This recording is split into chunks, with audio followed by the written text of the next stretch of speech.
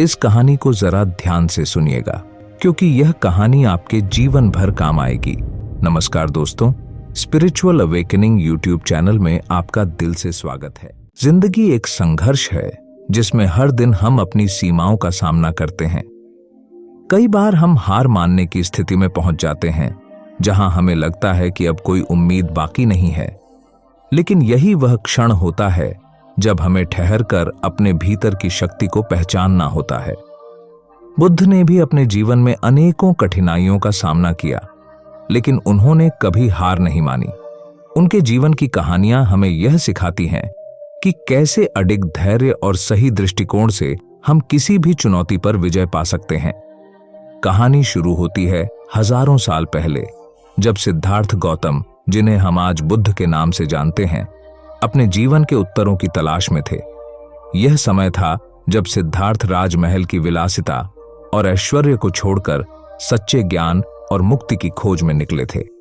उनके जीवन का यह सफर उस समय की सबसे बड़ी प्रेरणादायक कहानियों में से एक है, जिसने लाखों लोगों को अपनी जिंदगी को बेहतर बनाने का मार्ग दिखाया। सिद्धार्थ का जन्म एक राजकुमार के रूप में हुआ था। उन्हें हर तरह की सुख सुविधाएं दी गई थीं, लेकिन उनके मन में हमेशा कुछ सवाल उठते थे। वह सोचते थे, जीवन का असली अर्थ क्या है? सुख और दुख के चक्र से कैसे बाहर निकला जा सकता है?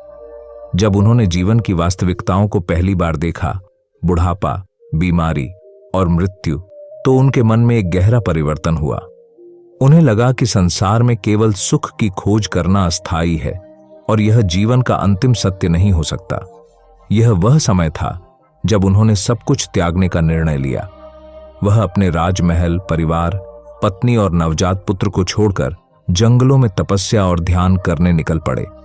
यह उनकी जीवन की सबसे महत्वपूर्ण यात्रा थी, जिसने उन्हें बुद्धत्व की ओर अग्रसर किया। बुद्ध का मार्ग आसान नहीं था।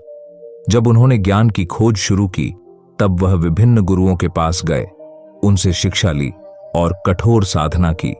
उन्होंने अनेकों कठिन तपस्याएं की, अपनी इंद्रियों को नियंत्रण में लाने के लिए लंबे समय तक उपवास किया और शारीरिक रूप से स्वयं को बेहद कमजोर कर लिया।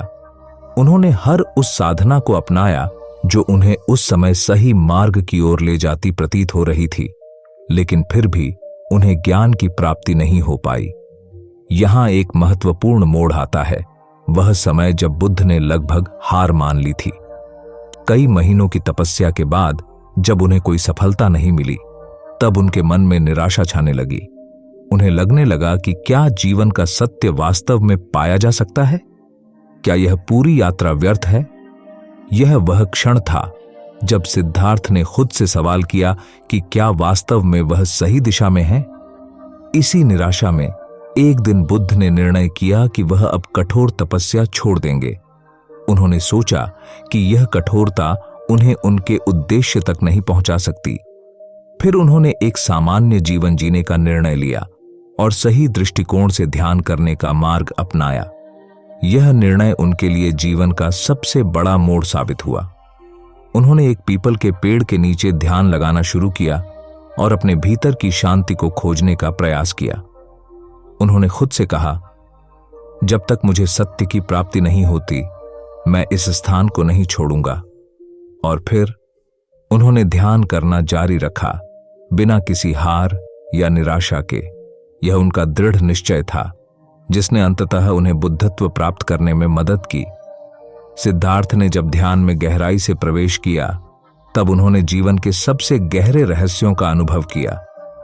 उन्हें समझ में आया कि जीवन के दुखों का कारण क्या है और उनसे कैसे छुटकारा पाया जा सकता है।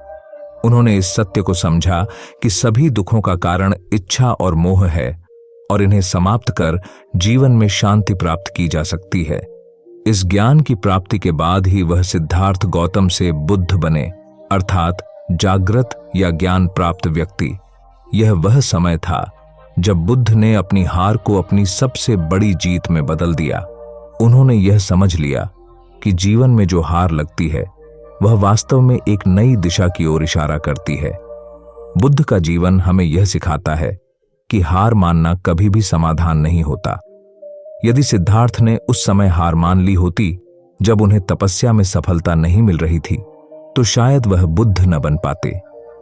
उन्होंने जीवन में आई चुनौतियों का सामना किया और हर असफलता को एक सीख के रूप में लिया। ये कहानी हमें भी सिखाती है कि जब जिंदगी में कठिनाइयां आएं और हमें लगे कि अब कोई रास्ता नहीं है, तब हमें खुद से यह पूछना चाहिए, क्या हमने वास्तव में हर प्रयास कर लिया है? और अगर हमने किया है तो क्या हम सही दिशा में जा रहे हैं?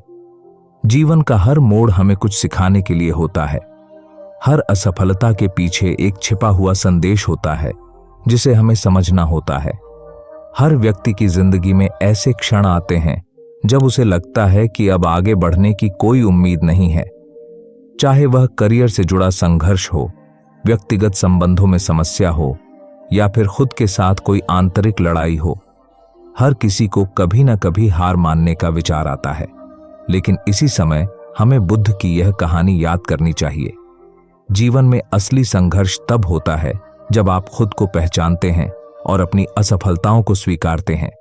हार मानने की बजाय हमें उन असफलताओं से सीख लेकर उन्हें अपनी सबसे बड़ी ताकत में बदलने की कोशिश करनी चाहिए। बुद्ध की तरह हमें भी यह समझना चाहिए कि हर असफलता के बाद सफलता का रास्ता खुलता है। बस हमें धैर्य और सही दृष्टिकोण की जरूरत होती है। बुद्ध का जीवन यह सिखाता है कि सफलता के लिए धैर्य सबसे महत्वपूर्ण गुण है। चाहे आपकी समस्याएं कितनी भी बड़ी क्यों न हों, अगर आप धैर्यपूर्वक सही दिशा में काम करते रहेंगे तो अंत में सफलता मिलेगी। हार मानने का विचार हमारे मन में तभी आता है जब हम धैर्य खो देते हैं और समस्या का समाधान नहीं देख पाते। ध्यान दें कि बुद्ध ने भी अपनी यात्रा के दौरान कई बार निराशा का सामना किया, लेकिन उन्होंने अपने उद्देश्य से कभी मुंह नहीं मोड़ा। वह हमेशा अपने मार्ग पर अडिग रहे और यही अडिगता ही उन्हें सफलता की ओर ले गई। जिंदगी में भी जब हमें कोई रास्ता नहीं दिखाई देता, तब हमें रुककर अपने भीतर की आवाज सुननी चाहिए। बुद्ध ने अपने जीवन में ध्यान को एक महत्वपूर्ण स्थान दिया। ध्यान के माध्यम से उन्होंने अपने मन को शांत किया और जीवन के सत्य को समझा। जब हम अपनी जिंदगी में उलझ जाते हैं और हार मानने की स्थिति में पहुंच जाते हैं, तब ध्यान हमारे लिए सबसे अच्छा माध्यम हो सकता है। ध्यान के द्वारा हम अपने मन को शांत कर सकते हैं और अपने जीवन के महत्वपूर्ण प्रश्नों के उत्तर ढूंढ सकते हैं। ध्यान एक ऐसा साधन है जो हमें खुद से जुड़ने में मदद करता है। यह हमें अपने मन की अव्यवस्था से बाहर निकालता है और हमें स्पष्टता प्रदान करता है। बुद्ध के जीवन से यह सीख मिलती है कि अगर आप अपनी समस्याओं का समाधान ढूंढना चाहते हैं तो सबसे पहले अपने मन को शांत करें और अपने भीतर की आवाज को सुनें। अक्सर हम हार और जीत को बाहरी परिस्थितियों से जोड़ते हैं। हमें लगता है कि अगर हमें कोई बाहरी सफलता नहीं मिली तो हम हार गए। लेकिन बुद्ध ने हमें यह सिखाया कि असली हार और जीत हमारे भीतर होती है। अगर हमने अपने मन की शांति को पा लिया तो हम असली विजेता हैं, और अगर हम अपने भीतर अशांत हैं तो बाहरी सफलताएं भी हमें सच्ची खुशी नहीं दे सकती। यह दृष्टिकोण हमें यह समझने में मदद करता है कि जिंदगी की असली लड़ाई हमारे भीतर होती है। बाहरी दुनिया की चुनौतियां अस्थायी होती हैं, लेकिन हमारी आंतरिक शांति और संतुलन हमें हर परिस्थिति में मजबूती से खड़ा रखती है। जब हम हार मानने की स्थिति में होते हैं, तब हमें अपने भीतर की इस शक्ति को पहचानने की जरूरत होती है।